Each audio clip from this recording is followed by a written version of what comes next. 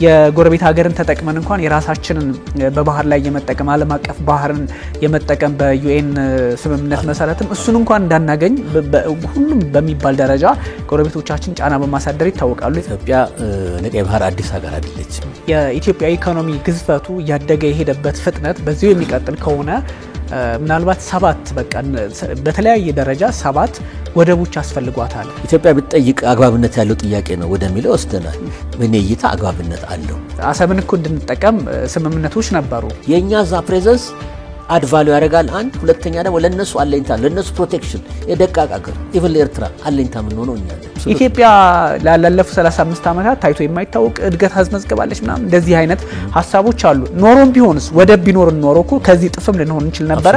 በጊዜ የነበሩ ጀብሃ በላቸው አልዋህድ በላቸው ለተለያዩ ተቋሚ ፓርቲዎችና የሚደግፉ ኢትዮጵያ ውስጥ በደርግም ጊዜ ለአመታት የኖሩ ሰዎች ነበሩ። እስካሁን ያለ ባህር በር እዚህ ድረስ የመድረስ እድሉ ሊኖረን ይችል ይሆናል።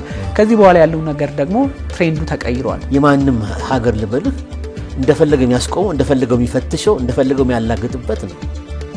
የራስ ሰራዊት ግን ሲኖር ኔቨል ፎርስ አታስደፍርም።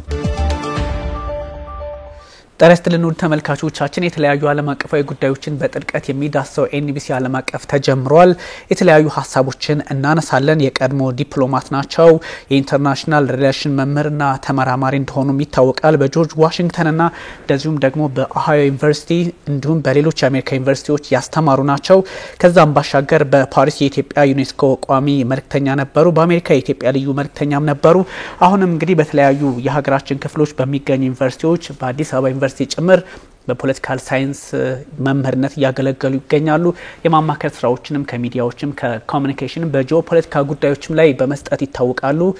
ፕሮፌሰር ብሩክ ኃይሉ ዛሬ እንግዳችን ናቸው። ውድ ተመልካቾቻችን የቀይ ባህርን ጉዳይ ዛሬ በስፋት እናነሳለን። ፕሮፌሰር እንኳን ደህና መጡ። እንኳን ደህና ቆያችሁ። የከበረ ሰላምታ ይድረሳችሁ። ደህና ኖት? እግዚአብሔር ይመስገን አለን። እንግዲህ በጣም ከሰሞኑ የዓለም አቀፍ መገናኛ ብዙሃን ጭምር እንግዲህ ስፋት ይዘው ያላቸውን መረጃዎች ይዘው ይወጡ የሚገኙት የዚህ የቀይ ባህር የፖለቲካ ጉዳይ ነው። ፖለቲካውም ሳይሆን የዓለምን የኢኮኖሚ ጉዳይ ከመያዝም አንፃር ጂኦፖለቲካሊ ተጽዕኖ ፈጣሪ ከመሆንም አንፃር በበርካታ መለኪያዎች እንግዲህ አካባቢው ላይ የሚንቀሳቀሱ ኃይላትም የሚታወቁት አይነት ናቸውና ጠቅላይ ሚኒስትር አብይ አህመድም ያነሷቸው ሀሳቦች ነበር በፓርላማ። ከነሱ አንፃርም ብዙ ሀሳቦች ይነሳሉ። የኢትዮጵያ ሕዝብም እንደዚህ አይነት ጉዳዮች ጠርተው እንዲታዩ ይፈልጋልና ምናልባት ባህር በር ጉዳይ ከዚህ በፊት እርሶ ጋር በደንብ አውርተናል። ምናልባት ከዚህ በፊት አንዳንድ ግልጽ ያልሆኑ ጥያቄዎች አሉ። ምን ያህል ነው ሌጂቲሜሲው? እንግዲህ በቀይ ባህር የባህር አክሰስን አጥቶ መቀመጥ አንዳንድ ጉዳዮችን የወደብ ጉዳዮችን ራሳችን አሳልፈን የሰጠናቸው ጉዳዮች ነበሩና እንግዲህ ጠቅላይ ሚኒስትሩም ሲናገሩ እንደሰማ ነው ማን እንደሰጠ ምክር ቤት ነው ግለሰብ ነው የሚለው በጣም እንትን አለና ሌጂቲሜሲው ምን ያህል ነው የሚለው እንደው ብንጀምርበት ፕሮፌሰር። አመሰግናለሁ።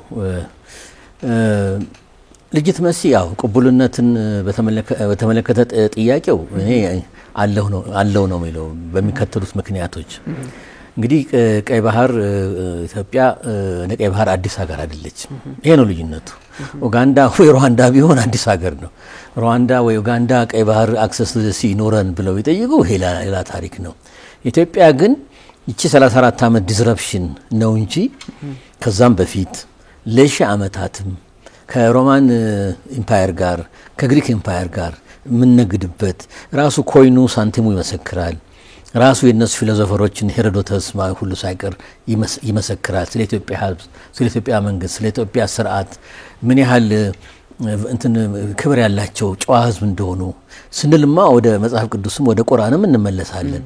ስለዚህ ለአካባቢው አዲስ ሲቪላይዜሽን አዲስ ሀገር አይደለም። ይሄ ነው ሌጂቲሜት የሚያደርገው ይሄ ነው። እንግዲህ እንዲሁም ቀይ ባህር አካባቢ ላይ ያልተፈጠሩ ሀገሮች ሳይፈጠሩ ኢትዮጵያ ነበረች። ለምሳሌ ጅቡቲ አዲስ ሀገር ነው። አዲስ ሀገር እኮ ፈረንሳይ መጣ ያዘ። ቴሪቶሪ ኦፍ ዘ ፍሬንች አፋርስ ኤንድ ኢሳስ TFAI ነበር የሚባለው 1977 ነው ነፃ ሆነችው። አዲስ ሀገር ነው። ሌላ የመን ቋሚ ሀገር ነው።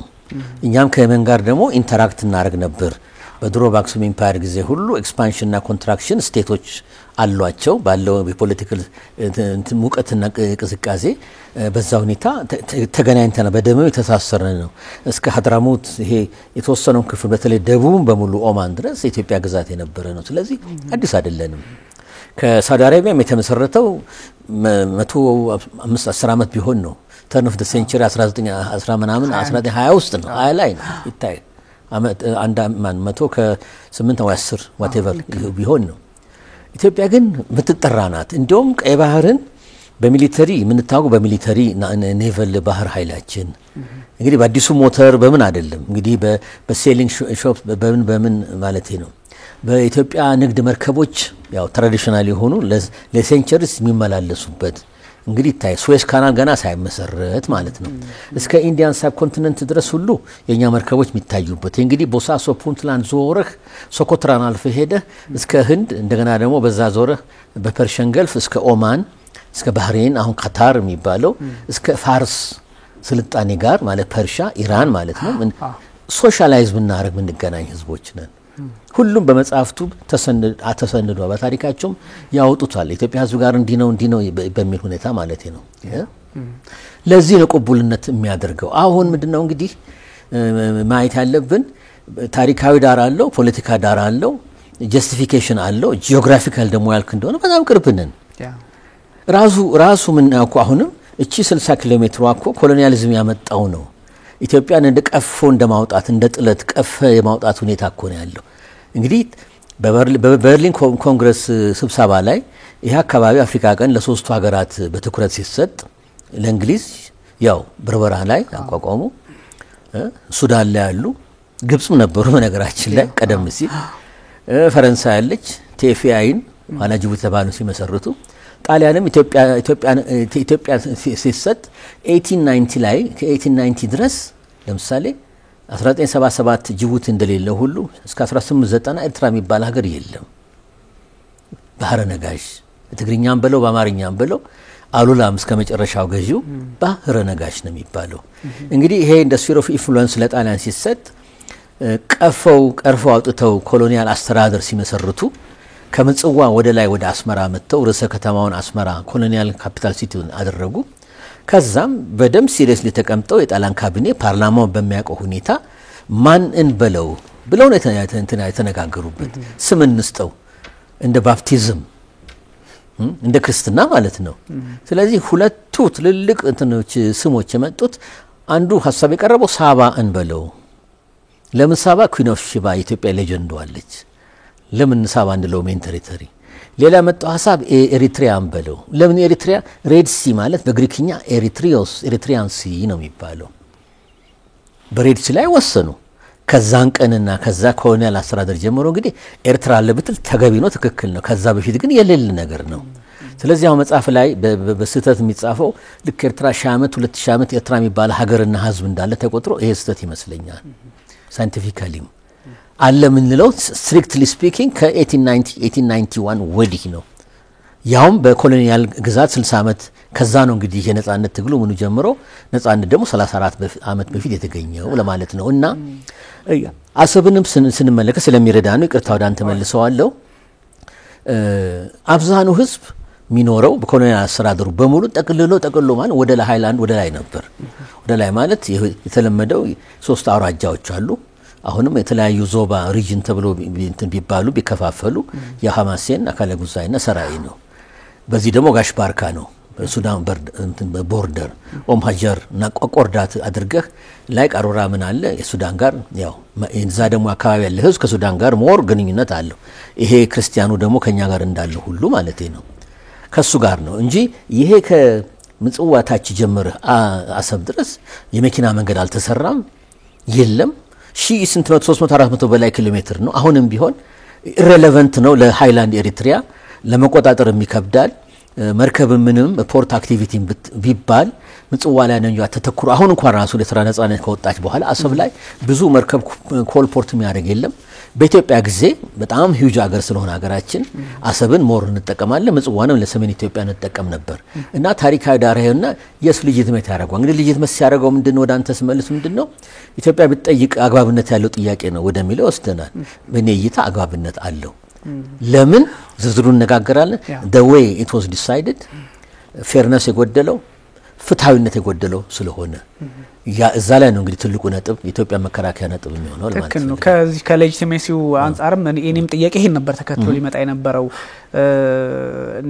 በራሳችን ጊዜ ሁለት ፓወርስ ወይም ደግሞ አዲስ አበባ ላይ የነበረ ፓወርና አስመራ ላይ የነበረ ፓወር በራሳቸው መንገድ በምን አይነት ሁኔታ እንግዲህ ኢትዮጵያን ባህር በር አልባ እንዳደረጓት የሚያሳይ አንዳችም ነገር ማንበብም አልተቻለም። ከዚህ ቀደም ሲነገሩ የነበሩ ሐሳቦች አሉና ከዚህ አንፃር ያለውን እንደው ግምት ውስጥ አስገብተው የቅቡልነቱ እነዚህ ያላወቅናቸው ፓወሮች ወይም ደግሞ በትክክል የኢትዮጵያ ሕዝብ ውክልናውም ያኔ ጥያቄ ውስጥ ይገባል ማለትም ይሄን ሐሳብ የሰጡ ሰዎች ሽግግር መንግስትም ስለነበር ከዛ አንፃር አሁን ያለው ሁኔታ ጋር አብሮ የሚሄድ ነው ወይ ከዛ አንፃር እንዴት ይታያል? ምክንያቱም ደግሞ ይሄኛው ብዙ ጥያቄዎች ስለሚነሱ ነው 1995 ድረስ አካባቢ ነው አይደለ አሰብን እኮ እንድንጠቀም ስምምነቶች ነበሩ። ከዛም በኋላ ያለው እንደውም አንዳንድ ባለስልጣናት የቀድሞ ባለስልጣናት ሲጠየቁ አይ አሰብን መጠቀም የተውኑ ውድ ስለሆነ ለኤርትራ መክፈል ስለሌለብን የሚል እንደው ትንሽ ውሃ የማያነሳ ሐሳብ ሲያነሱ ነበርና እንደው ምን ማለት ነው ከዚህ አንፃር ይሆናል? በጣም ጥሩ ጥያቄ ነው።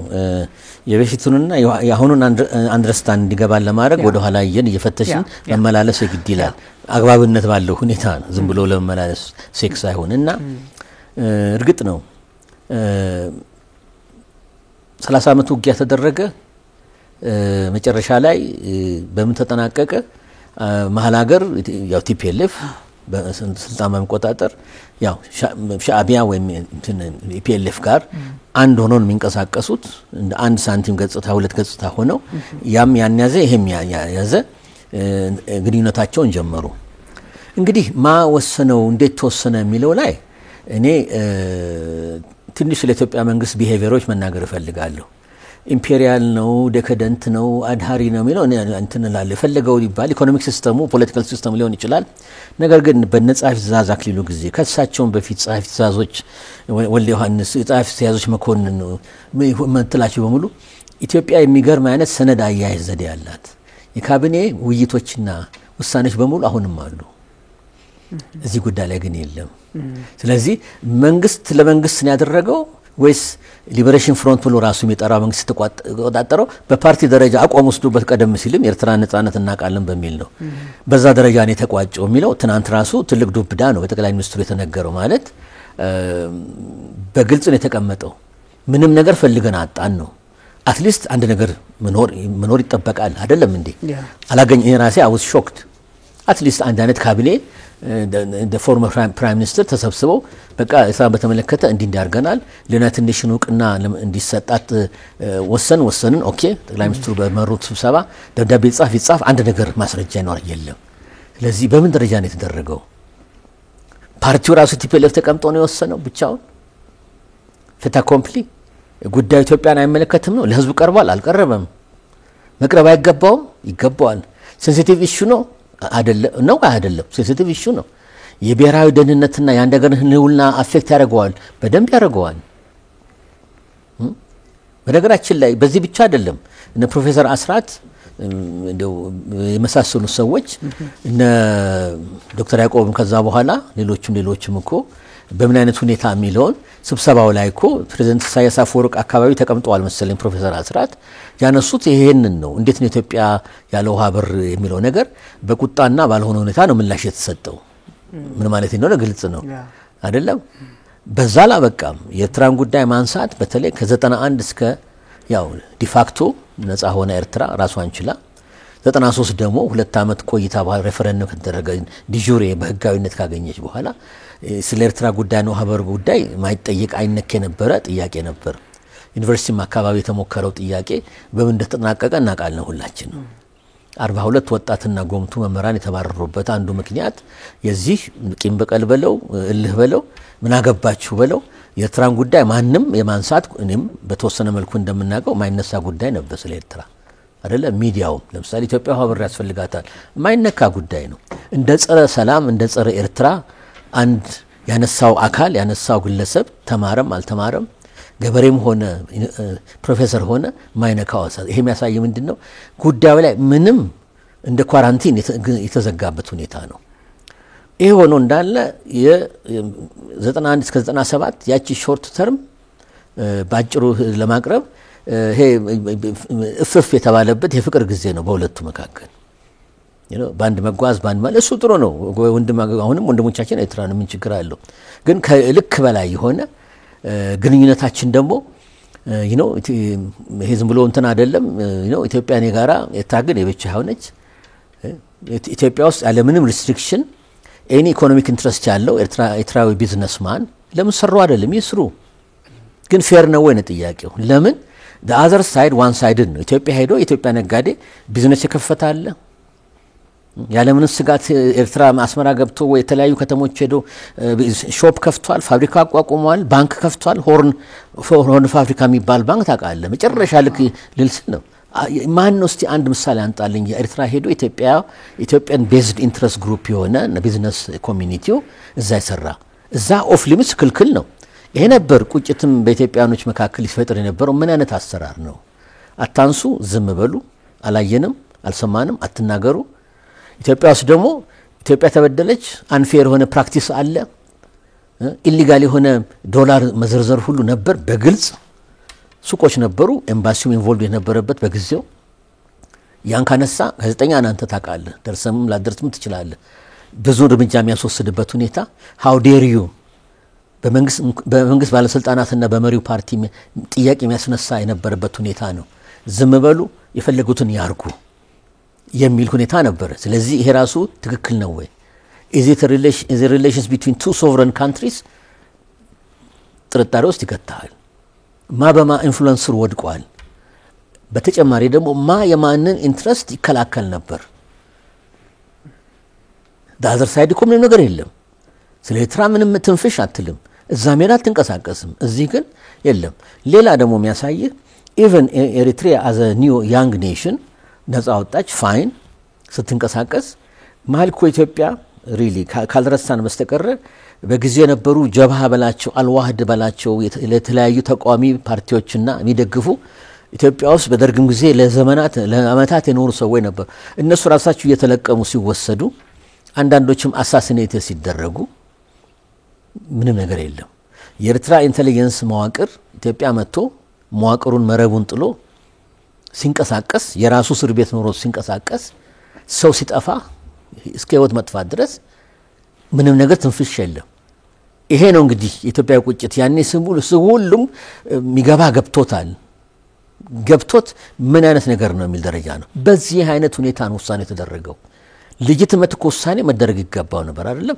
ከዛሬ ጀምሮ ኤርትራ ኢትዮጵያ አሰብ ስላላስፈልጋት የኢህአዴግ መንግስት እንደ መንግስት ኤርትራ የምትባለው ሀገር ከነፖርቷ ምንም ጥያቄ ላለማንሳት እንዲህ ስለወሰነ እንዲህ ብሎ እኮ ኖርማቲቭ ሆና ሊጋል የሆነ ውሳኔ ያስፈልጋል ይሄ መሰለኝ ትናንት የተነሳውና አይ ቲንክ ስለዚህ ኩዌስችን እና ባክግራውንድ ስቶሪውንና እንትኑን ማወቅ አለብን ብለው እንደገና አሁንም መርሳት የለብን እቺ ሀገር የትናንት ሀገር አይደለችም ቀይ ባህር ቤታችን ነበር 34 ዓመት ዲናይድ ሆነ እንጂ ቀይ ባህር ቤታችን ነው የነበረን ኔቪ ዝም ብሎ አይደለም ከየመን የሚበልጥ ከሱዳን በወቅቱ የሚበልጥ ጠንካራ የሆነ ኔቪ በደም ዌስተርን ትሬንድ የሆነ ዩሮፒያን ትሬንድ የሆነ ኦፊሰሮቻችን በአለም ካሉ የተባሉት ምዕራብ ኔቨል ቤዞች ሄደው ይሰለጥኑ ሃይሊ ኳሊፋይድ የነበሩ ራሱን የቻለ ኃይል ከብዙ ጦር መርከቦች ጋር የነበረ የትሬኒንግ ኮሌጅ ትሬኒንግ ስኩል የነበረው ተቋም የነበረው እንጂ ዝም ብሎ ሁለት መርከብና አንድ ጀልባ ያንቀሳቀሱ ኔቪ አለኝ ማለት ሁኔታ አልነበረ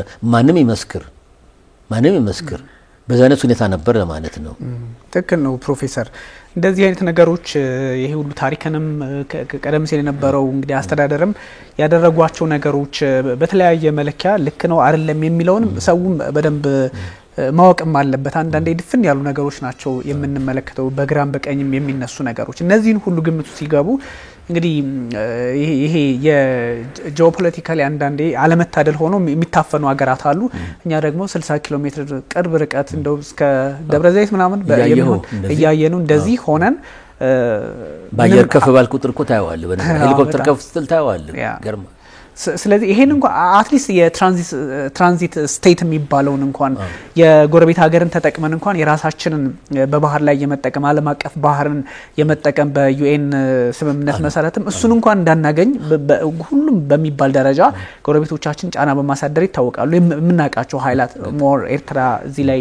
ስሟ ይነሳልና ነሲስቲው ነው አሁን የሚያስፈልገው። አሁን ኢትዮጵያ ላለፉት 35 ዓመታት ታይቶ የማይታወቅ እድገት አስመዝግባለች ምናምን እንደዚህ አይነት ሐሳቦች አሉ። ኖሮም ቢሆንስ ወደብ ቢኖርን ኖሮ እኮ ከዚህ ጥፍም ልንሆን እንችል ነበር። ኦፍ ኮርስ ደግሞ ሌሎች ነገሮች ተቀይረዋል። ትሬንድ ላይ ያስኬድ ይችላል። ከዚህ በኋላ ያለው ነገር እስካሁን ያለ ባህር በር እዚህ ድረስ የመድረስ እድሉ ሊኖረን ይችል ይሆናል። ከዚህ በኋላ ያለው ነገር ደግሞ ትሬንዱ ተቀይሯል። የህዝብ ቁጥር አንድ ጥናት ያየው ነበር በ2050 ምናልባት የኢትዮጵያ ህዝብ ከ200 ሚሊዮን ሊሻገር ይችላል የሚል አለ። በዛ ላይ ግዙፍ ኢኮኖሚ ልታንቀሳቀስ የምትችል ሀገር ናት ኢትዮጵያ በአፍሪካ ቀንድ ላይ። ይሄ በራሱ የሚያመጣው ነገር አለ። የህዝብ ብዛት፣ ኢኮኖሚ፣ ዲፕሎማሲ፣ ትልልቅ ፕሮጀክቶች መጠናቀቃቸው እንደ ህዳሴው ግድብ እነሱ በአካባቢው ላይ ትልቅ ሚና ስለሚኖራቸው ኢምፓክት ስላላቸው ኢትዮጵያ ናቹራል የሆነ ህዝባዊ መገንፈል አይነት ሊያጋጥማት እንደሚችል ይነገራልና ኔሴሲቲውን በጣም እርሶ ከዲፕሎማሲው አንፃር ቢያሳዩ። እሺ በጣም ጥሩ ጥያቄ። በደም ኔሴሲቲ አስፈላጊ ነው እንደ ከኔሴሲቲም በላይ ነው እና ጊቭ ኤንድ ቴክ ሳይሆን ሪሊ የሚያስፈልገን ነገር ነው። ለምንድነው ይሄን ስል ከምን ተነስቼ ነው መርሳት የሌለብን በነገራችን ላይ ኮንሴፕት ኦፍ ውሃ አየ 2000 ኪሎ ሜትር 500 እንትን ቦርደር አለኝ ኮስት ምናምን አንድ ሀገር ኢኮኖሚ አሁን ኤርትራ ውስጥ ካልተንቀሳቀስክ አይናኑን ብታየው ምንም ዋጋ የለም። ውሃ አቅፋተኛ ተግባብተናል። ኢትዮጵያ ግን አዎ የሆነ ሆኖ ውሃ የለንም ውሃ በር። ነገር ግን አሁን ባለው ዳይናሚዝም አለ ፋክት ነው። በነገራችን ላይ እድገቱን ዝም ብሎ እንትን አይደለም። ወርልድ ባንክ አይኤምኤፍ ማየት ነው በደም የሚፈጸሙት ሜጋ ፕሮጀክቶች ያለፈው 8 ዓመት ጥሩ እንቅስቃሴ የሀገራችን አለ። ይሄ ፋክት ነው። ጥሩ ነገሮች ጅማሮች አሉ። የመረጋጋትና ኢኮኖሚያችን ሊፕስ ኤንድ ባውንስ እያደገ ነው። የሀገራችን ችግር ለመቅረፍ ስንት ዴኬድ ያስፈልጋል። እየተቀረፉም ነው ግን በአንዴ መጨረስ አትችልም። ግን በሁሉ ሴክተር በኢነርጂው በባቡር ኤሌክትሪክ በብዙ ነገሮች ያው ጥሩ አመርቂ ውጤት አግኝተናል።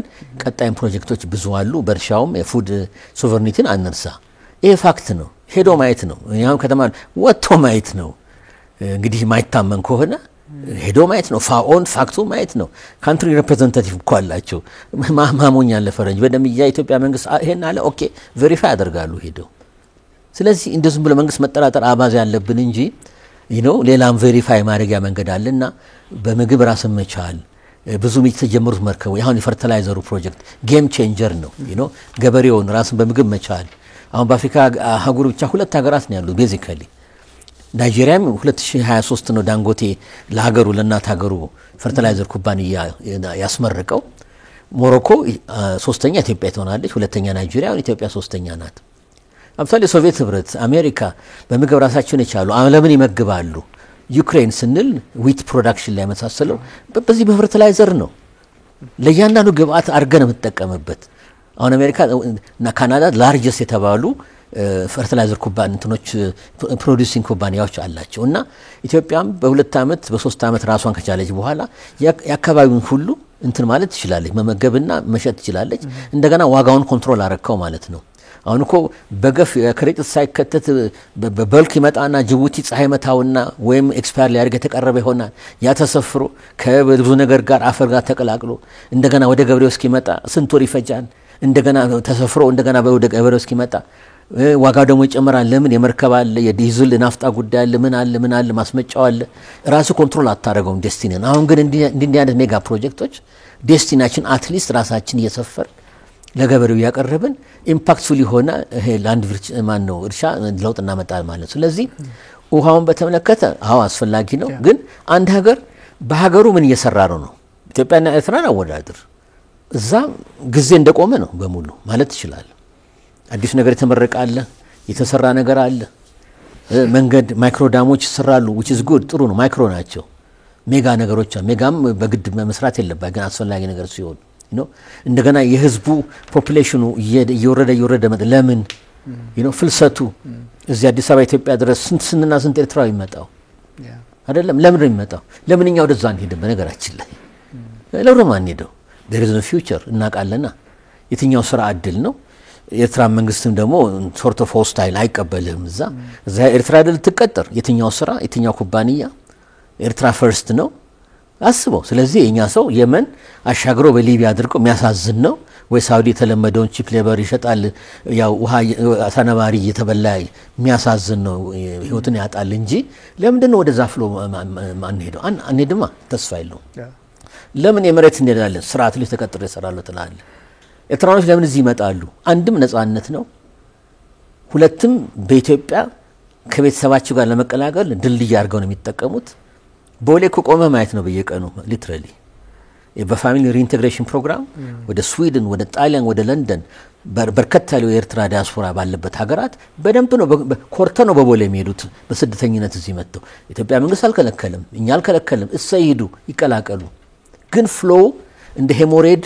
እንደ ደም እያለቀ ነው ያገር ባዶን ያሮጊትና ሽማግሌ የጻናት ሀገር እየሆነ ነውና ያ ሁኔታ የተጀመረው ያኔ ነው ለማለት ነው ፖሊሲው 34 አመት ያው ነው ፖሊሲው ያተኮረው ምንድነው ሀገሪቷን እንደ ጋሪሰን ስቴት አድርጎ ጠምደ ብቻ መጠበቅ ነው ልክ ነፃ እንዳልወጣ አድርገ ኢትዮጵያ ተቀብሎታል ኤርትራ ነፃ ናት ወደ ኢኮኖሚ መቼ ነው የሚዞሩት አብሮ መኖር ያስፈልጋል ተጋግዞን ሀገራት የሚያድጉት የኢትዮጵያ ኢንፍሉዌንስ ወደዛ ራብ ያረገ ነው ግን ያን ደሞ እንዳይገባ መከላከል ሁኔታ ሁሉ አለ ስለዚህ ማየት ያለብን ሰፋ አድርገን ፖርት is how you use it ለጥያቄ መልስ ነው ቢኖረንም አላልከው ቢኖረንማ ታምር ነው ብዙ ነገር እንሰራበት ነበር ለዚህም እኮ ነው ጭንቀት ውስጥ ይወደቅ ነው በዚህ ሬት ኦፍ ዴቨሎፕመንት እና ግሮት ያለ ጥርጥር ያስፈልጋል የራሳችን ምንለው ይሄ እንግዲህ በጡጫ በመንሳም በሰላማዊ መንገድ ሆኖ ኮንትራክት በለው በሊስ ሆኖ ባንድ በሰላማዊ መንገድ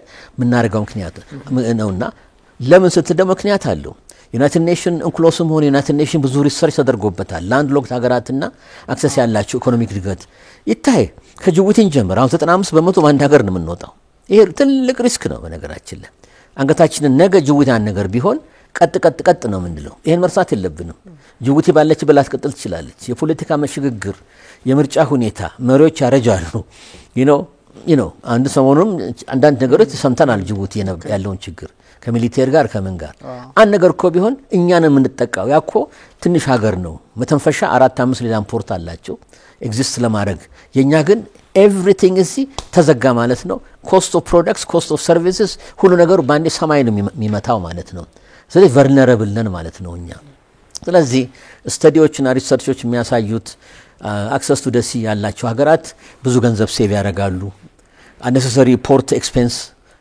ገንዘብ ያድናሉ unnecessary wastage of time አንዳንዴ በዋልገነት በለው በምን በለው ሌበሩ ከዛ ስለሆነ ለመጥ እንዲሲል በሶስት ቀን ተራክፎ መገኘት ቢገባው በወር ቢልህ በየቀኑ የምትገፈገፈውን ገንዘብ የባቡር ኪራይ የቃ ማስቀመጫ ኪራይ ይሄን ሁሉ አስበው ስለዚህ እስከ $2 ቢሊዮን የተቃረበ ነው ታቃለ ለነሱ is a windfall ይባላል እሰይ ወንድም ሀገር ነው ያ እንትን ይበሉት ለኛ ግን ከገንዘቡ 2 ቢሊዮን አኳያ ሴቭ ከመናረጉ አኳያና የራስ እኮ ከሆነ ደግሞ እንደገና እንደፈለክ እኮ 10-20 ኪሎ ሜትር ሆነች ፖርቱን ዴቨሎፕ ታደርጋለ በፈለከው አቅጣጫ ሬሉን ተሰረጋለ መንገድ ተሰራለ ታስተካክላለ አሁን ለምሳሌ ጅቡቲ መንገድ እስከ አንዳልፋልፎ እንደምንሰማው በእኛ ሳይድ ይሰራል ክላይመቱ ኃይለኛ ስለሆነ እንደ ዳቡ ቆረሳል ይገለባበታል በዛ ሳይድ ቶሎ አይታይም ብዙ ጉዳቱ ደግሞ በዛ ሳይድ ሊሆን ይችላል ለመኪኖቻችን ይሰበራል ምን ይላል ምናምን ይሄ ሁሉ ወጪውን አስበው እና ኢትስ ያስፈልጋል በሚል ነው ከታሪካዊም ከሪያሊስትም ከኢኮኖሚው ከፖለቲካም ከምኑም አኳያ ያስፈልገናል ነው ያን ለማድረግ እንግዲህ ፓርትነር ያስፈልጋል ምን አይነት ፓርትነር ቅን የሆነ ለወንድሙ ለጎረቤት ሀገር ወንድም ይብሉ ለሚያከብረው አሁንም ህዝብና መንግስት እንነጋገር ይያለ ጎንበስ ብሎ የሚጠይቀው ደግሞ ማን እንደሆነ እናቃለን ኢትዮጵያ ናት ከቆመናችን ዝቅ ብለን ምላሽ ከት ነው የጠፋው ትናንት በፓርላማ በግልጽ አስቀምጠውታል ጠቀሜታው ለማ ነበር ለኤርትራ ነው ያቺ ትንሽ ሀገር ከኢትዮጵያ 2-3 ቢሊዮን ዶላር እየዛቁ መኖር ራሱ ለስንት ፕሮጀክት ለስንት ጉዳይ ለስንት ቀዳዳ መሸፈኛ ይሆናል አይደለም እንዴ አሰብን አከራዩም ግን ቢፈቅዱልንና ቢያደርጉ ስለዚህ በእጃችን አተን እየለመኑ እየጠየቅን ነው የምንኖረውና ይሄ ትክክል ነው ወይ ይሄስ ከመቼ ሊቀጥል ይችላል አንስተሃል የህዝብ ፖፑሌሽን ኤክስፕሎዥን አሁን በ10 15 ዓመት ወደ 150 በየአመቱ 3 ሚሊዮን ይሄ ይፈነዳል። ይሄ ሌላ ደግሞ መርሳት የለብናል። ይሄ መንግስት አጎንብሶ ይለምናል። የዛሬ 20-30 ዓመት ምን አይነት መንግስት እንደሚመጣ ደግሞ አታውቅም። ኦፍ ኮርስ ዊሽ የምናደርገው ይሄ ዲሞክራቲክ ስርዓት የተጣለው መሰረት እንዲጎለብት ዘንድሮ ምርጫ አለን ታውቃለህ። ሞር ተቃዋሚዎች ገብተው እንዲሳተፉ 20 በመቶ 25 በመቶ ወንበር ቢዘው ድምጽ ቢያሰሙ ውጪ ዝም ብሎ ከሚንከራተት መጥቶ እዚህ ለህዝቡ በቅንነት ቢታገል ከመሪው ፓርቲ ጋር መሪው ፓርቲ ጠቅላይ ሚኒስትሩም ጥሩ አድርጎ አስቀምጠውታል። እንጡና ይሞግቱን ነው ዲሞክራሲ ማለት ይሄ ነው።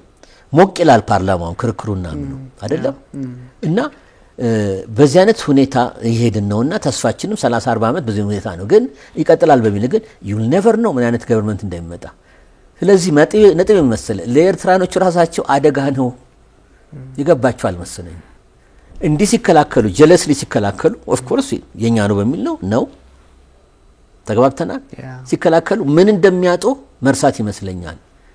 ኢትዮጵያን ወዳጅነት ከኢትዮጵያ የሚገኘው ብዙ ኢኮኖሚክ ጥቅም አለ ብዙ ነገር አለ የሚጎላቸው ያን ሁሉ ነው የሚያጡት። ግን አሁን ያለው አመራር it seems ትሪሊዮን ብርም ብትሰጠን ቢሊዮን ብርም ብትሰጡን sort of we don't care kind of attitude ይመስላል።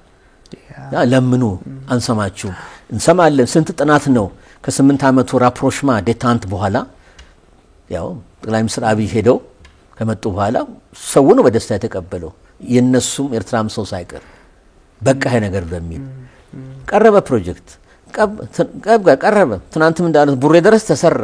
ማን ነው ዝም የሚል? ማን ነው ምላሽ የማይሰጠው? አሰብ ተቀዛቅዟል። ጠየቅናቸው ትናንት እንዳሉት ክሬን ሁሉ ተገዝቶ እንዲመጣ ተደረገ። አንፈልግም። እንግዲህ እንዲህ አይነት ያለ አመራር። ስለዚህ ሀገር እንደ ጋሪሰን የሚያስተዳድር ፍላጎት ያለው መንግስት ነው ወይስ ካለው ግሎባል ዓለም ጋር ታላርለ ተሰልጦ ተስተካክሎ ኖሮ ከጎረቤት ሀገር ጋር ኖሮ ምትጠበቀውና ሲናፍቋት የነበረውና በትግሉ ጊዜ እንደ ትልቅ ራሊንግ ፖይንት ሲንጋፖር እናረጋለን የተባለው በዛነት ሁኔታ እንዴት ሊመጣ ይችላል? ሲንጋፖር ሊመጣ የሚችለው ኦፕን የሆነ ማርኬት ሆኖ ኢትዮጵያንም ሳይፈሩ ጅቡቲንም ሳይፈሩ ኮምፒት ያያረጉ የተደራረጉ ሲንጋፖርና ማሌዥያ እኮ አይጥና ድመት ናቸው። ደቃቃ ሀገር ያ ትልቅ ሀገር ነው። ይሄ ሁለቱም የተፎካከሩ ኢኮኖሚያቸው ይኖራሉ ነው አይደለም? እንዴት በራስ ኮንፊደንስ አይኖርም? አገርን እንደ እስር ቤት አርገህ ይዘህ 34 ዓመት ያለው የፈረሰ ያየህ ከሁሉም ኖካውት ውጪ ስልኩም መንገዱም ምኑ ህዝቡም እየለቀቀ ይወጣ እንዲህ አይነት አስተሳሰብ ያለው መንግስት ተለምኖም ባካችሁ ተብሎ ጥቅሙም ተብራርቶለት ምላሽ ዲና የሚያደርግ አሰራር ነውና ይሄ እንግዲህ ኢስ ቢትዊን ይሄ ሊደርሺፕ እና የኤርትራ ህዝብ መካከል ነው። የነሱ ውሳኔ የነሱ ጉዳይ ነው። ይሄ እኛ ኢትዮጵያኖች እኔ በኢትዮጵያነት ሁሌ የምኮራው በሀገራችን ጉዳይ ዝም አንልም፣ እናገራለን ውስጥም ውጭም ነው። እንኳን እንዲህ ቢሆን እንግዲህ ያ ሁሉ ትግል ያ ሁሉ ደም ፈሶ ከኛም አልቆ ከነሱም አልቆ ሰልፍ ኢምፖዝድ የሆነ መሸበብ በአገር ጉዳይ አለመናገር ገበሬው ነው ብለህ እንኳን ብትል አትሊስት የተማረ ቢጤውኛ ቢጤ የሚባል እንኳን እያወቀው ያየ እቺ ሀገር የት ምቅማቅ እየገባች እንደሆነ ያናል በቴሮራይዝድ የሆነ ህብረተሰብ ተፈጥሯል። ይሄን ይነጋገሩበት እነሱ ኢትዮጵያ የምትለውንም ያስቡ። ስለዚህ ነው አሁን ምለው ኳሱ መንግስታቸው ብቻ አይደለም። መንግስታቸው መልስ ለመስጠት የፈለገ አይመስለኝም። የኤርትራ ህዝብ ባለበት በተበተነበት ዓለም ሁሉ ይነጋገርበት። ምን አይነት ስትራቴጂ ነው እንደፈለክ አርገን ካፕቴኑ መሪውና ድርጅቱ ይመራል፣ ህዝቡ እሪ ይላል፣ ገደል እንደሆነ ያውቃል፣ ዝምታን ተመርጧል። እና አይ ቲንክ ይሄ ችግር ቅንነት የተሞላበት መንግስት ቢመጣ ኤርትራ የነመሰለ አብረን ተጋግዘን እንደግ እንደማማችነት የሚለውን መንፈስ በቅንነት እንደኛ የሚቀበል ሲመጣ እንግዲህ ሜቢ ይሄ ሁሉ ችግር ሊፈታ ይችላል የሚል አስተያየት ነው የምሰጠው። ያ ጥሩ ሐሳብ ነው ያነሱትን። እኔም የሆነ ጥያቄ እየመጣልኝ ነበር። ሪፎርሚስት ሰው ሊያስፈልግ ይችላል። ምክንያቱም ይሄ አሁን የኢትዮጵያ ኢኮኖሚ እንግዲህ እንደም ከዚህ በፊት አንድ ጥናት እየተመለከትኩ ነበር 2010 ወይ 11 አካባቢ አንድ ጥናት የወጣ እየተመለከትኩ ነበርና የኢትዮጵያ ኢኮኖሚ ግዝፈቱ ያደገ የሄደበት ፍጥነት በዚሁ የሚቀጥል ከሆነ ምናልባት 7 በቃ በተለያየ ደረጃ 7 ወደቦች ያስፈልጓታል ይላል ጥናቱ። ስለዚህ አይቶታል ይሄኛው የኢኮኖሚ የገዘፈ ሲሄድ የኤርትራን ኢኮኖሚም ይመግባል ፊድ ያረጋል እዛው ማለት ነውና ከዚህ አንፃር ማብሮ የሚቃኝ ነበር። ግን ደግሞ የጅቡቲ በአመት እንግዲህ 1.5 ኦልሞስት ወደ 2 ቢሊዮን ልንደርስ እንችላለን። እሱን የምንከፍለውን አንደኛ እንግዲህ ተፈጥሯዊ መብቱም እንደዚሁም ደግሞ አኗኗራችንም በታሪክም በምንም ወደዚሁ እንቀርባለንና በአሰብ በኩል ብንጠቀም አትሊስት እኛም የተወሰነ ወጪ ልንቀንስ እንችላለን።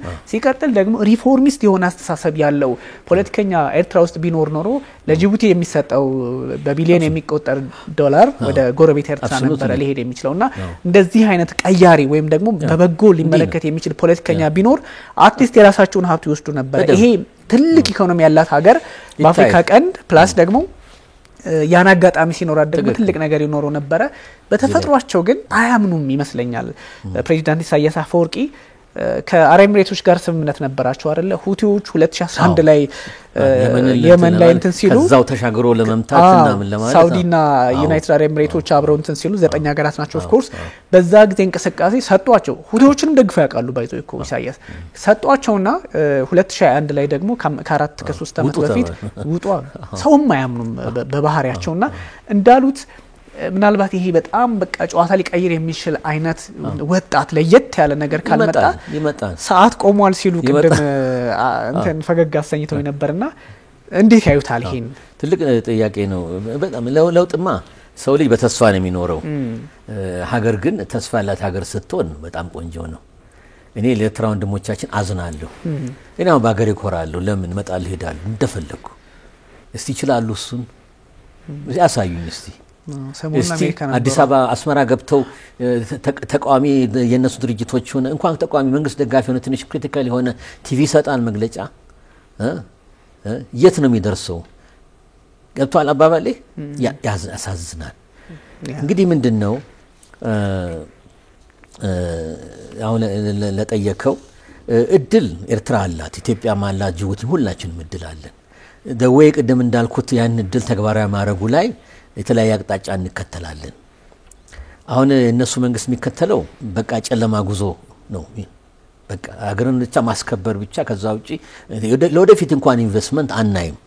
ምንም ነገር የለም። ይሄ ጋሪሰን ስቴት ሜንታሊቲ ኮምፐልሰሪ ሚሊተሪ ሰርቪስ አለ፣ ትሬን ይደረጋል። እንደውም እንደ ስራ ፈጠራ ነገር ይመስላል አንዳንዴ ስራ የመፍጠር ሁኔታ እና እኔ ማየው በሚከተለው መልክ ነው።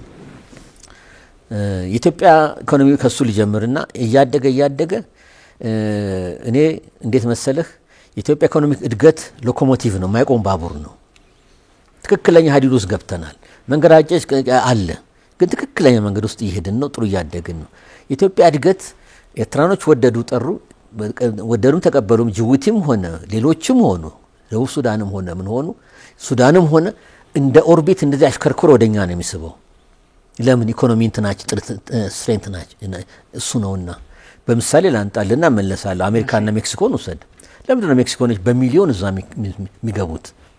ጠፍተው ምን ብለው ገንዘብ ለማግኘት ስራ ለማግኘት ነው። ለምን? የአሜሪካ ኢኮኖሚ ከማደጉ የተነሳ ውስጥ ያለው ሌበር ሁሉ አልበቃ ነው ያለው። አንድ ሁለተኛ የአሜሪካ ሌበር ፓወር እያደገና ትምህርት እየተሰፋ ሲሄድ ኤተራ ሪደንደንት የሆነውን ስራ መስራት አይፈልግም። ስለዚህ የአሜሪካን ትከሻ ላይ ላቲኖ ህብረተሰብ ነው አሜሪካንን ጸድታ እንድታደር ሁሉም ያደርጋት። አትክልቱ እንዲቆረጥ በስርዓት መንገዱ እንዲቀባ ምን እንደሚል ይሄ ቀልድ ሊመስል ይችላል።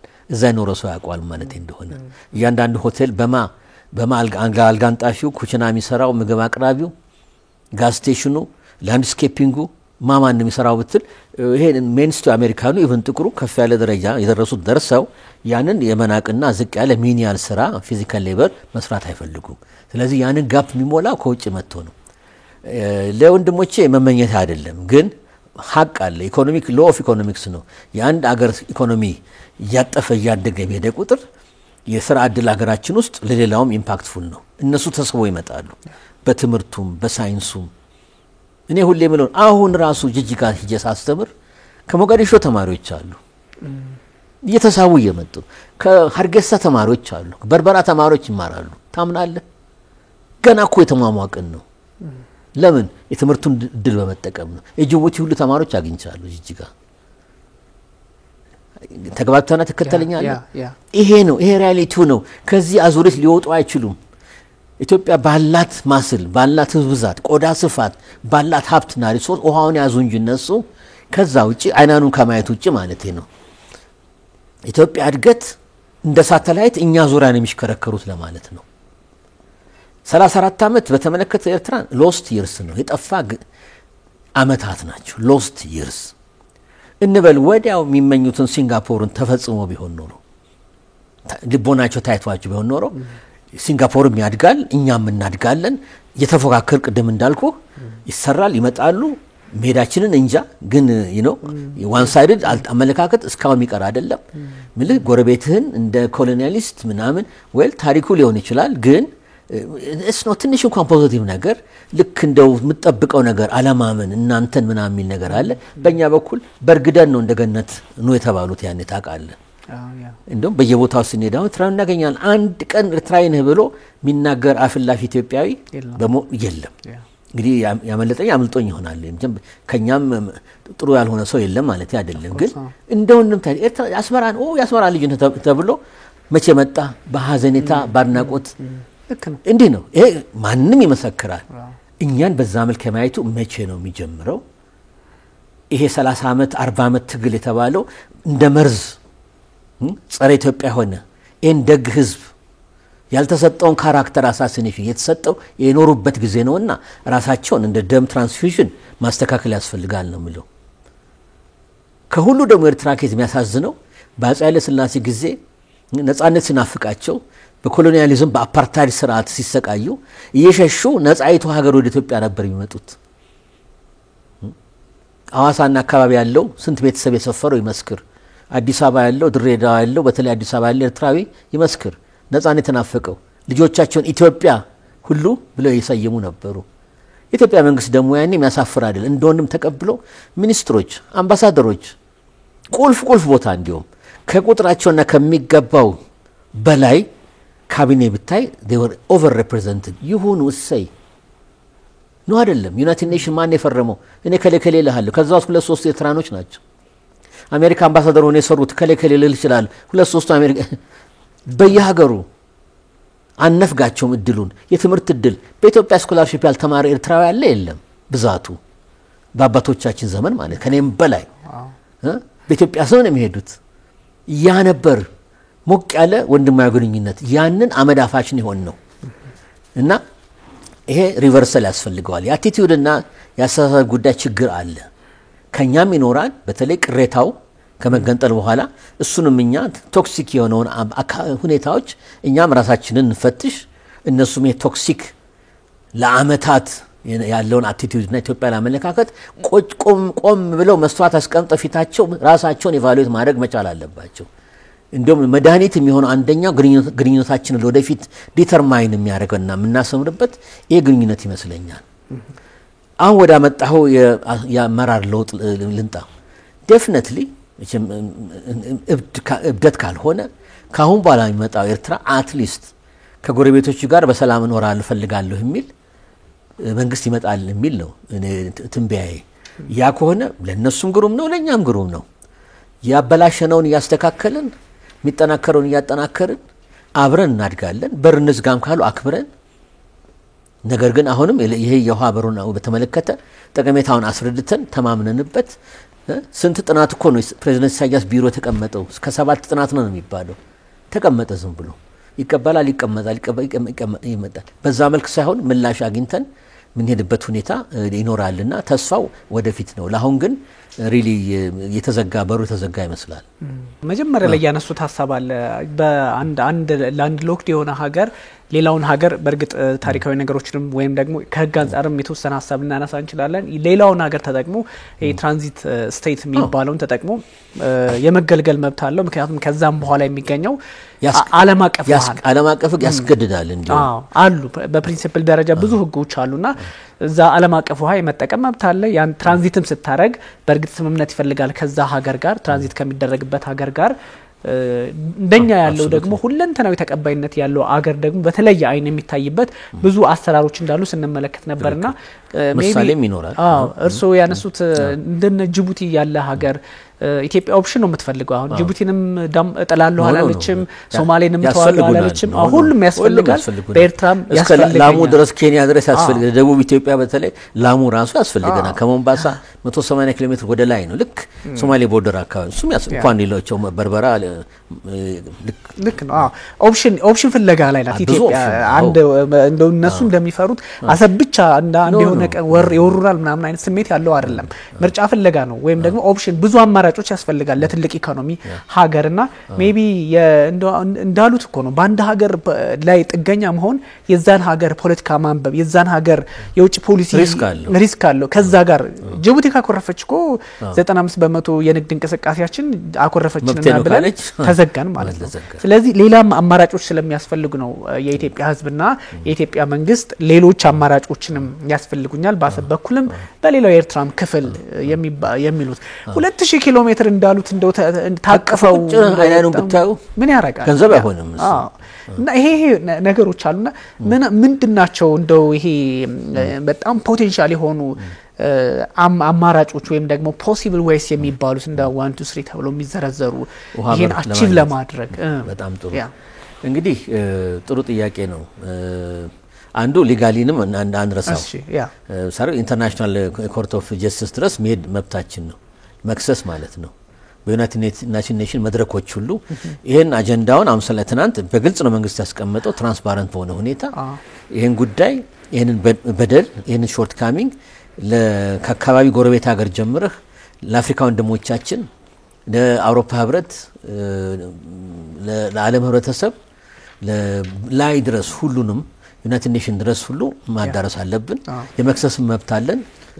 ወደዛም ማይቀር ነው ሁኔታው። እንግዲህ ፖዚቲቭሊ ቶሎ ካላገኘን ምላሽ ወደዛ መሄዳችን አይቀርም። መክሰሳችን ሁለቱ ሀገራት ኤርትራም ትቀርባለች፣ እኛም እንቀርብና ሁለታችንም ማስረጃ ያቀርብን በባድመ ጊዜ እኮ አድርገነዋል። በነገራችን ላይ እኔ ነበርኩበት ያኔ አሜሪካ ነበርኩና ኔጎሺዬሽኑ ላይ ማለት ሳይሆን እሱም መከታተልና ከዋሽንግተን ሆኖ እንትን ማለት እና ወደዛ መሄዳችን አይቀርም። አንዱ ኦፕሽን ኢንቮይ ነበሩ በወቅቱ። አዎ ሌላው ምንድነው ድልድይ መገንባት በህዝቦች መካከል። አሁን ችግር የሆነው በመንግስታት ብቻ መሆኑ ነው። አንደኛው መንግስት ፈላጊ ነው፣ ሌላው ተፈላጊ ነው፣ አይፈልግም እንዲሁም አልሰማም አላይም የሚል ነው። ስለዚህ እኔ እንደ ፖሊሲም ኢትዮጵያ መንግስት ፕላን አታግዶ as part of the public diplomacy እንቅስቃሴው አካል ሆኖ ኤርትራኖችን ሪች አውት ማድረጉም ጥሩ ነው።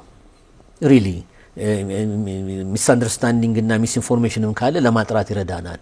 በያለንበት እነሱም ዲያስፖራ አላቸው፣ እኛም አለን። እነሱ ሞር ማጆሪቲ የሚኖሩት አውሮፓ ነው፣ እኛ አሜሪካ ነው የምንኖረው። በያለንበት ግን የሚሰሙ ምሁራን የተባሉት እንዳልኩ ለሀገራቸው ይሰጋሉ። ታቡ ነው ስለ ሀገራቸው አንድ ነገር እንኳን አይናገሩም። ነገር ግን አትሊስት ህዝብ ለህዝብና ለሀገራቸው የሚቆረቁራቸው እኛ እንደሚቆረቁረን ኮንሰርን የሆነ ኤሌመንቶች ተገናኝተው መወያየት በሚዲያ ማቅረብ ጉዳዩን ይሄ ጉዳዩንም ያጠራዋል ነው ምለው ወይ ኒውትራል ሀገር እዚህም ካሉ አዲስ አበባ ያሉት ኮንፊደንሱ ካላቸው otherwise ናይሮቢ ሆነ ኒውትራል ግራውንድ ሌላ ሀገር ተመርጦ እነሱ የሚያቀርቡ እኛ የምናቀርብ ክርክር ላይቭ ይተላለፍ እንነጋገር። ምንድነው የሚፈልጉት? እኛ ምንድነው የምንፈልገው? የኛ መንግስት ምን ይፈልጋል? መንግስትም ተወካይ ልካል ወይም የሚናገሩ ይቀመጣል። እነሱም ቢፈልጉ መንግስት ተወካይ ይላኩ። ከላኩ አይ ዳውት ኢት ህዝባቸው ደግሞ ምን ይላል? ምክንያቱም ዝም ብሎ ተሳፋሪ ነው የሆነው የኤርትራ ህዝብ ባይነኝ እኔ ዝም ብሎ ፓሰንጀር ሆኖ ዋይ ይላል፣ አይናገር አይጋገር ነው የሆነው። ስለዚህ አገርን ማዳን ከማዳን አኳያ ነው የማየው። ምክንያቱም ሁላችንም ህልማችን አውር ቢሊፍ እምነታችን ምንድነው? ሀገር ከሁላችንም በላይ ናት፣ ሀገር ከመንግስትም በላይ ናት በሚል ነው። በወቅቱ ያለው መንግስት ሀገርን ይመራል አይደለም። ብሔራዊ ጥቅም የምንለው ግን መንግስትንም ጠቅሎ ህዝብንም ተቋማትንም ውጭ ያለው ውስጥ ያለው ኢትዮጵያ ሁሉ ወክሎ ነው የሚናገረው። ከዛ ከነሱ አንድ ትልቁ ነጥብ ፌል ያደርጋል። ግን ከተቀረው ጋር በሰፊው መስራቱ ጥሩ ይመስለኛል። በዛ መልክ መሄድ እንዳለብን ይሰማኛል። ሌላው ነጥብ ምንድነው? የሌላ ሀገሮችንም ተሞክሮ ማቅረብ ነው። አሁን ምሳሌ አፍሪካ ሀገሮችን ውሰድ። በሚገርም ሁኔታ ያለምንም አንቻ ግራ አንቻ ያለምንም ጀለሲም ሆነ ዋቴቨር ኤንቫይ ምሳሌ ሞዛምቢክን ውሰድ፣ ማላዊ unrestricted access to the Indian Ocean አላት። 2-3 ፖርት ነው። ዚምባብዌ በሞዛምቢክ ነው የሚገቡት የሚወጡት። ቢየራ ብዙ ፖርቶች አሉ ይታይ። ኡጋንዳ አሁን ለምሳሌ ከላይ ብቻ ሳይሆን የዴሱ ፕሮጀክት አካል ሳይሆን ዴሱ ላይ መጣበታለሁ ከታችኛው ላይ 1300-400 ኪሎ ሜትር መንገድና ባቡር እየሰሩ ነው የኡጋንዳ መንግስት ጀምረዋል። አሁን ከማን ጋር? ታንዛኒያ ጋር ልክ ጫፉ ላይ ሞር ይቀርባል ለኡጋንዳ። እዛ ላይ ምንም አንቻግራንቻ የለም። በአፍሪካዊ ስሜት በፓን አፍሪካኒዝም ስሜት በመስጠትና በመቀበል በቅንነት አሁን የጎደለው እኮ እኛ አካባቢ ቅንነት እኮ ነው። ዚምባብዌ ይወጣሉ። ስዋዚላንድ ራሷ ትገባለች ትወጣለች ይታይ። ዚምባብዌ ወደ ላይ ስትመጣ ማላዊ በሙሉ ላይ ድረስ እና ይሄ ምሳሌዎች አሉ። አውሮፓን ካልክ ጊዜን እንዳልበላብህ እንጂ ስዊስና ኦስትሪያን መውሰድ ነው። ስዊትዘርላንድና ኦስትሪያን መውሰድ ነው። ላንድ ሎክድ ሀገራት ናቸው ሁለቱም። ኢኮኖሚያቸው ታላቅ ነው ታውቃለህ። እንደ እንግሊዝ እንደ ፈረንሳይ ትል ባይሆንም ዌልቲ አፍሉዌንት የሆኑ ናቸው። ነገር ግን የሚወጡት የሚገቡት በዳኒዩብ ሪቨር እና በራይን ወንዝ ነው የሚሄዱት። በዳኒዩብ ከሆነ ፈሶ እስከ ትሪየስቴ ወደ አድሪያቲክ ኮስት ለምሳሌ ኦስትሪያኖች አድሪያቲክ ኮስት ኮፕፈር ይባላል በሱ ፖርት ነው የሚወጡት ይታይ። ጣሊያንና ስሎቬኒያ አካባቢ ያለ ጉሮሮ ማለት ነው። በዛ ከሄድክ ደግሞ ጀርመንን አቋርጦ በሆላንድ ፖርቶች አምስተርዳም በአምስተርዳም በሃርለም ብዙ እንትኖች አሏቸው። እንደገና በጀርመን በዲዩስቡርግ በብሬመን ሃፈን እና በሃምቡርግ በኩል ነው የሚወጡት። ምንም ቅሬታ የለም። የጋራ ኢኮኖሚ ነው። የጋራ እድገት የጋራ እንትን ነው። የቤተሰብ ቅንነት ነው የጎደለው። ቅንነት ነፃ ሰጠኝ እኮ አይደለም። ተጠቀም አንተም ታክሲ ያስከፍላል፣ ሰርቪስ ያስከፍላል፣ ኢኮኖሚ እንቀሳቀሳል፣ ሆቴል አለ፣ ምግብ አለ፣ መርከብ አለ፣ ናፍጣ ይገዛል፣ ምን ይባላል አይደለም እንዴ? ከተንቀሳቀሰ ጀርመን ወደ ሆላንድ ስትሄድ ስትመለስ ሁሉ ይሄ ነው የጎደለው። ላቲን አሜሪካ ምሳሌ ማቅረብ ይቻላል። እና አይ ቲንክ ይሄ ነገር ሊፈታ ይችላል፣ ግን በቅንነት መሆን አለበት። ኢትዮጵያ ትራንስፓረንት በሆነ መንገድ አቀርባለች። በዛ መልክ ነው የቀረበው። አሁን እንግዲህ የኢትዮጵያ ጥያቄ እንዴት ነው ምላሽ ስላጣ ዝም ይባል ነው ወይ የሚለው ነው ትናንት የቀረበው። ዝም ይባል የለበትም። አንፌር በሆነ ሁኔታ አተናል። አቤቱታችንን ጮታችንን እንቀጥላለን ነው። ለምን ታውቃለህ? በፖለቲካ አጀንዳህን አከታትለህ ካላስቀመጥክ የመረሳት ሁኔታ አለ። አሁን ዩክሬንና ራሽያን በል ኢቭን የእናንተ ቲቪ ያው ዘግባል ያለው እናንተን ሌሎችንም ያለው ግን ነምበር 1 ነምበር 2 ነምበር 3 ያለ እየወረደ ይሄዳል። መረሳት ሁኔታ አለ። ስለዚህ እኛ ባለቤት ሆነን ከኛ በላይ የሚጮህልን ሰው የለም። እኛ ባገኘነው መድረክ ሁሉ በየስብሰባውም በቲቪውም በሚዲያውም ጉዳያችንን ማቅረብ አለብን ባይ ነኝ። ይሄ መቀጠል አለበት እንደ ስትራቴጂ። ኢትዮጵያው ዲያስፖራም ያለው ኢንፍሉዌንስና ፕሬሸርና ኢምፓክትፉል የሆነ እንቅስቃሴ ማድረግ አለበት ነው የምለው።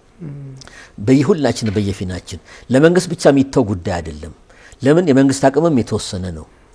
ነገር ግን ዲያስፖራ ተሳትፎን አብሮ እንትን ካለ ከመጣ መቀራረቡን በደም ከታደሰና ከመጣ ዲያስፖራውም በያለበት ኢንፍሉዌንሻል ስራም ይሁን ኮርፖሬት ፖዚሽን ይሁን አሜሪካ ዜግነት ወስዶ አሜሪካ መንግስት ውስጥ ቢሰሩም የኛ ልጆች አሉ በየቦታው እነሱም በውስጥ የኤርትራኖች እንዳላቸው ሁሉ በወደመ ጊዜ ነበር ጦርነቱ ራሱ ቢቱን ዲያስፖራ በመንግስት ብቻ ሳይሆን ዲያስፖራ ለዲያስፖራ ነው።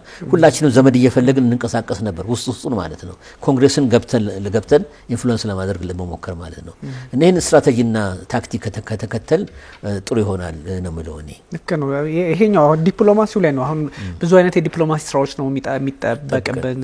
አንዳንዱ ይሄን ጉዳይ እንዳሉት ነው። መንግስት ዘመናት አይኖርም፣ የተወሰነ ጊዜ ነው የሚኖረው።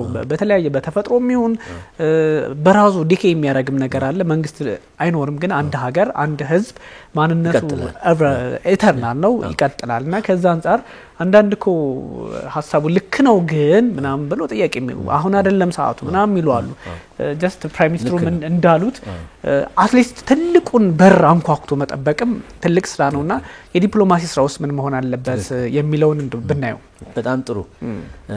የዲፕሎማሲው ስራ አንድ ኢፌክቲቭ የሆነ ኢንስትሩመንትና ቱልስ ነው፣ መሳሪያ ነው። በዲፕሎማሲው ኢትዮጵያ አዲስ ሀገር አይደለች። ማንም ይመሰክራል። ከአፍሪካ ጠንካራ ዲፕሎማቲክ ኮር ወይም ቦዲ በኤምባሲ ውክልና በቁልፍ ሀገራት ውክልና እስከ ደቡብ ኮሪያ እስከ ጃፓን ድረስ አውስትራሊያ ድረስ ኢትዮጵያ ናት። 60 ኤምባሲና ሚስዮን አለን። በየቦታው ቁልፍ ሀገራት ላይ ከብራስልስ፣ ኒውዮርክ፣ ለንደን፣ ጂኒቫ፣ ፓሪ ጀመረ፣ ሮም ጀመረ፣ በየቦታው አለ ቁልፍ ቦታ ላይ። እሱ ስራችን ይቀጥላል። ስለ ዲፕሎማቲክ ስራው ይቀጥላል።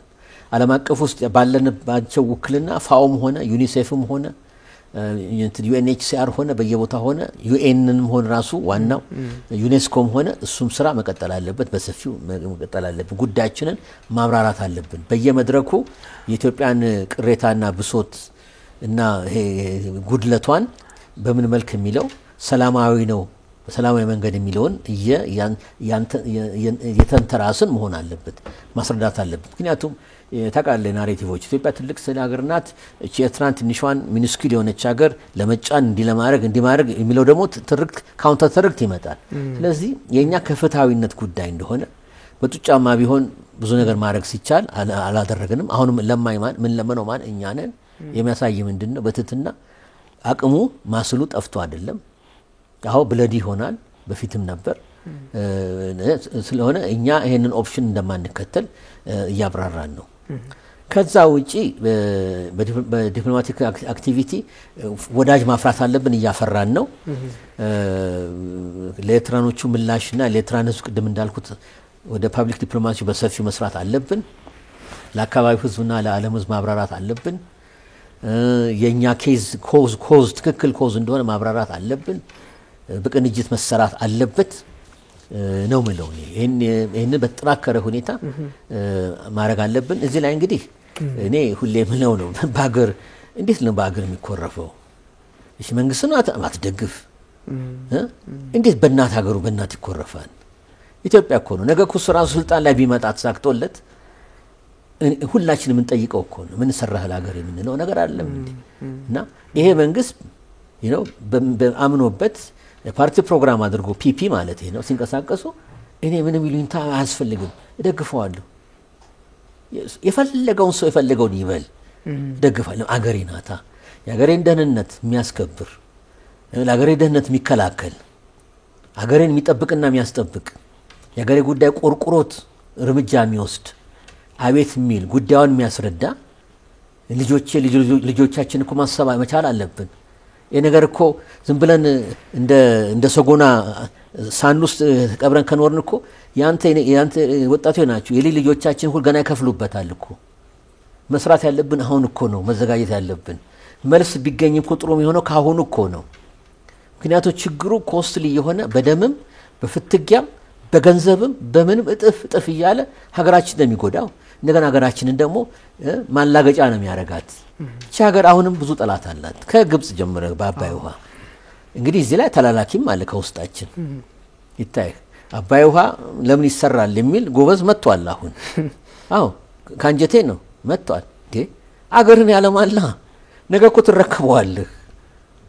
እንዴት ኢትዮጵያ አይደለችም እንዴ? ስለ ኢትዮጵያ ባህር ለምን ጠይቃላችሁ? አሁንም በዛ አካባቢ በጥቅምም በለው በምን በለው የሚንቀሳቀሱ ሰዎች አሉ። እንግዲህ ሾርት ከት ቱ ፓወር ሊሆን ይችላል። ይሄ ደግሞ ከኢትዮጵያ ናሽናል ኢንትረስት ጋር ይጻረራልና ኢትዮጵያ ህዝብ ደግሞ የዝንብ ጠንጋራ ስለሚያውቅ ሪሊ በቅርበትና በሩቀት ያሉትንም እየለየ የሚያውቅ ይመስለኛል። ግን ይደረጋልና ይሄም ያሳዝናል። ስለዚህ በዛ አኳያ ብዙ መስራት አለብን። ይሄንን አውቆም ሆነ ተሳስቶም ሆነ ሚስጋይድድ ሆኖ አገሩ ላይ አኮረፍክ የሚለው አገሩ መጥቶ የተማረበትን እንኳን ትምህርት ቤት ማደስና ማሳደስ ማገዝ አትግባ ተብሏል ወይ አትውጣ ተብሏል? ይሄው ማንንም መስክር ይመጣል ይሄዳል፣ ሲከፋው ይሄዳል፣ ሲመጣው ይመጣል። ሲቃወም ደግሞ ይጽፋል። እንትኖች ሂካፕ ሲሬንደር አሉ። እነሱ መታረም ይኖርባቸዋል፣ ይታረማሉ። ግን ኦቨርኦል አስመራ አይደለም ኢትዮጵያ። መንግስትን እስከ መጨረሻ ረግጦም ቢሆን ተሳድቦ የሚከድበት ሀገር ነው። ቤዚካሊ እያየን ነው። እና ከጠላት ጋር ማበር ራሱ ወልና እሱን በተመለከተ ሪሊኛ አዚ ኢትዮጵያ ውስጥ መነጋገር ያለብን ይመስለኛል። ምን እያረክ ነው?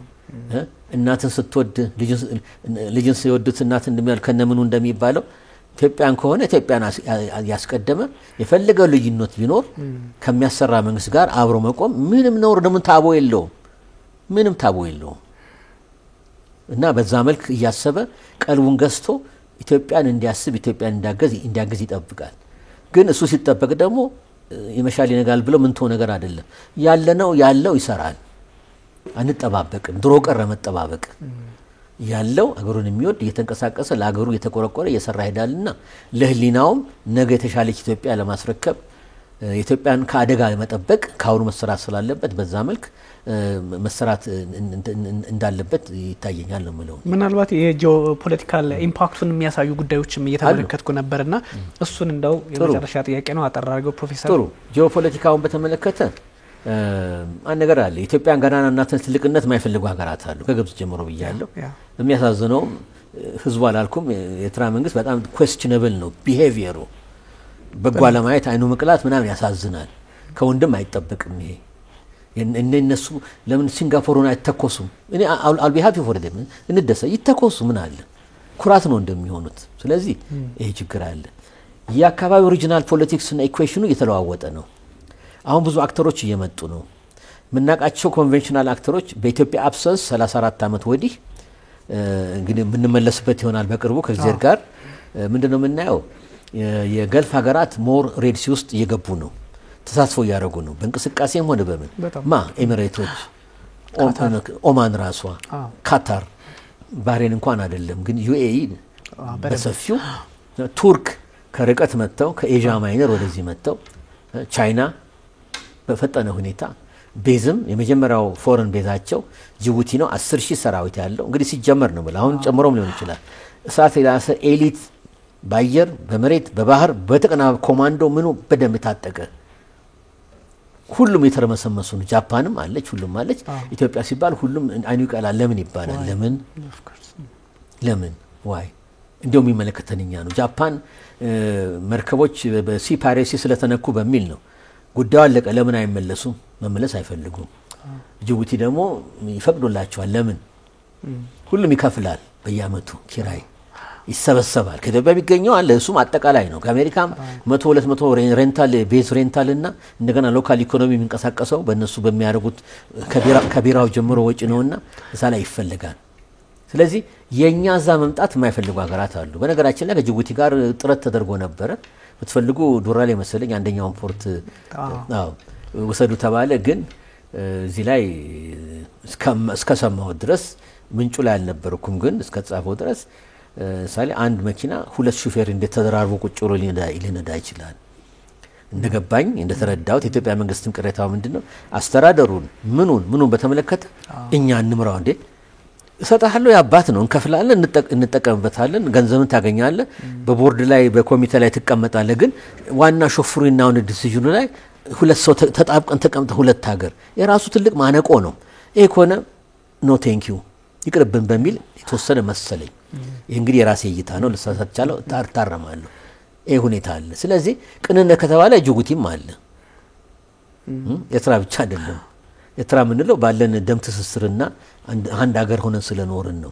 ስለዚህ እዚህ ሬድ ሲ አካባቢ ቱርክ ኢራንም ሁሉም የተረመሰመሰ ነውና እኛ የኛን ናሽናል ኢንትረስት ታውቃለህ የኢትዮጵያ ማሪታይም መርከቦች ከአፍሪካ ትልቅ ከሚባሉት አንዱ ነው። ከናይጄሪያም አይደለም ማንደርስበት ሀገር የለም። ግን ፕሮቴክት የሚያደርግልን የራሳችን ኔቨል ፓወር የለንም። ቨልነራብልን የማንም ሀገር ልበልህ እንደፈለገ የሚያስቆመው እንደፈለገው የሚፈትሸው እንደፈለገው የሚያላግጥበት ነው።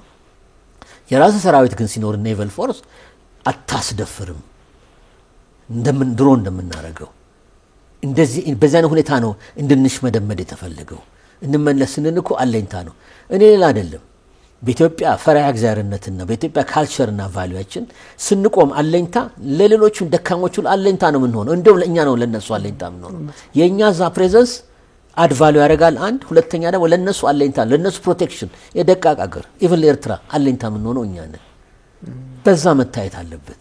የኢትዮጵያ ፕሬዘንስ ዛሬ እንደምናል ዛሬ 20-30 አመት እድገታችን በጨመረ ቁጥር ሪጂናል ፓወር መሆናችን ምንም ጥርጥር የለውም። ስለዚህ የራሳችን መብት እናስከብራለን፣ አካባቢውንም እናስከብራለን። ሚረብሽ የሚያስረብሽ ካለም መቆጣጠሩ ላይ ደግሞ ሁሌ በመድሩም ሁሉ በፒስ ኪፒንግ ሚሽን ነቅተን እንደምንሳተፈው ቲንክ ኦፍ ዌር ው ሶማሊያ ቢ የኛን ፒስ ኪፒንግ ሚሽን አውጣውና ባፍጢሙ ነው የሚደፋው ስርዓቱና ሀገሩ እንዳለ የ17 አመታችን በማደምና በማ አጥንት ነው እስካሁን ሶማሊያ ያለው። የስ ጊዜያዊ ፌደራል መንግስት የሚባለው ጊዜያዊ ፓርላማ አሁን ወደ ቋሚነት እየተሸጋገሩ ነው በማጥረትና በማድጋፍ ነው የሶማሌ ህዝብና ፍቅሩን ዴቨሎፕ አድርጎ ውሃ እየቆፈረኛ ወታደር ትምህርት ቤት እየሰራ ነው ዝም ብሎ ጥይት መተኮስ ብቻ አይደለም ዝም ብሎ መዝረፍና ቦርዴ በየሎካል ፓቡ መጠጣት አይደለም ዲሲፕሊኑ አለው አልፎ አልፎ አይደረግ አለው ይመስክር የሶማሌ ህዝብ እዛ አካባቢ ሄዶ ማየት ነው እና ይሄ ስለሆነ ዲተርማይኒንግ ፋክተሮቹ ቀይ ባህር ተፈላጊነቱ ይጨምራል ኦሬዲ 10 እስከ 12 በመቶ ነው የዓለም ሺፒንግ ላይንስ ታቃለ ስዌስ አለ ፐርሺያን ገልፍ አለ ይሄ አለ ኢምፖርታንት አለ እዛ ውስጥ አለ መሳተፍ ራስን እንደመግደል ኢትዮጵያን አንገት እንደመቁረጥ አርጊ ወስደዋለሁ ለዚህም ነው ይሄ ትውልድ ይሄንን ሲሆን ማስፈጸም ሌላው ቢቀር መናገርና ለልጆቻችን እንዳይረሱት አድርገን ማሳለፍ የኛ ይሄ ትውልድ አላፊነት ነው